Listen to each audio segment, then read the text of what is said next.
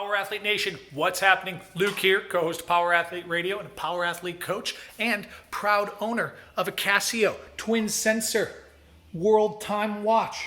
Our start time right now is 1:44, call it 1:45. I'm going to take you through the quick, dirty, and easy way to whip up what I like to call a egg-baked casserole. Here's what you're going to need, people, food-wise. Hash browns, optional. We need some egg whites. We need eggs, about 8 of them.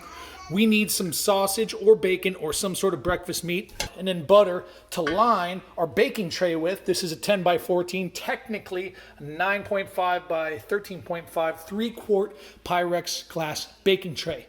Then we have a fork here to whip up your eggs, or a whisk if you're living in the 1800s, or get yourself a robo whisk. So step 1, we're walking over to the oven. Also a very critical piece of equipment. Bake 400.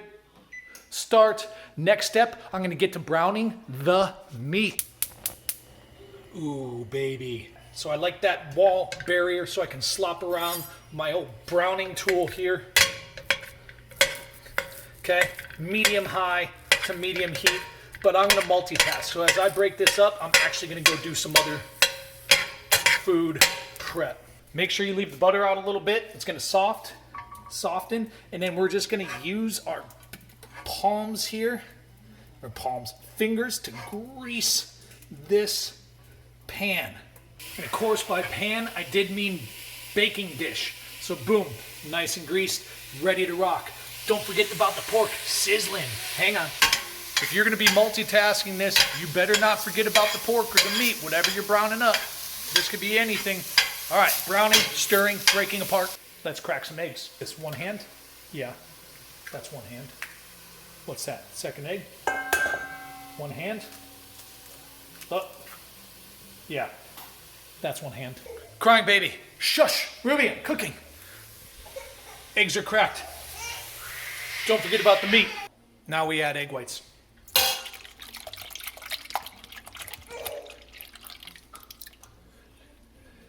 If you have the patience and the wherewithal to do your own egg whites, good for you. I just can't throw those yolks away, bro. Hash browns. Something to just kind of line the bottom. Spread and level, spread and level. There we are. Can be a little pink in there. We still got some work to do. Captain's log, 153. Captain's log, still preheating. Go.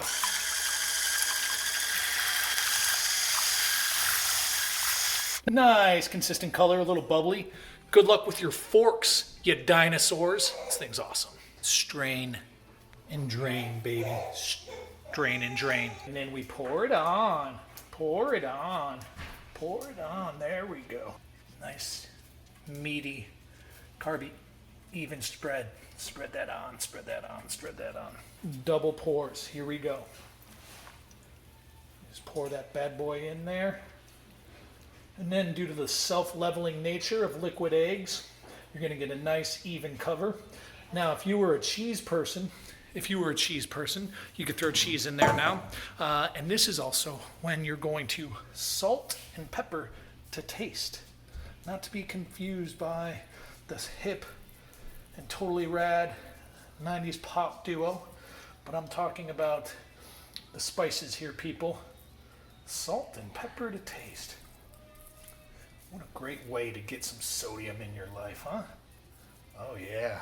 Captain's log, I had 2 baby breaks. We are at 1:57 for prep time. Someone do the math. I have an opportunity to improve that. I know I do. Where are we at on the preheat? Preheat is at 379. Ooh, you know what time it is? I don't wait for the 400. I'm just gonna go ahead and put it in. So there we go. It's in the oven, and now we wait, I don't know, I'm guessing 30, 40 minutes.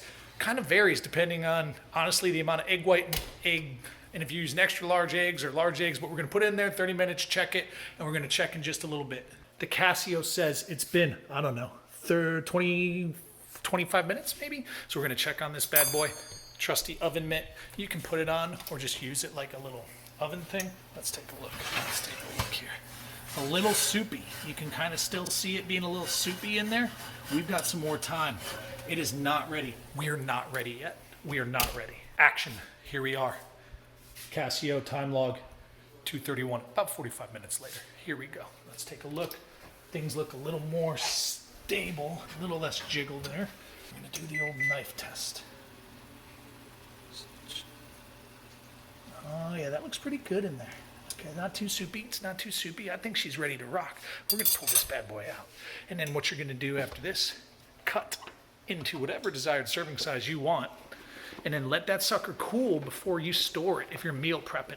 Or let it cool a little bit. Obviously, you don't want your guests to burn their mouths on some hot egg bake. Or, again, if you're a dairy person, now could be a time to top that bad boy with cheese. But she's sizzling, so let her cool. Get ready to chomp on some delicious breakfast bake. And then, again, once she cools down totally, then you can wrap it up and store it up to either reheat or just eat cold later. That's it, people. 45 minutes. Wham, bam, thank you, ma'am.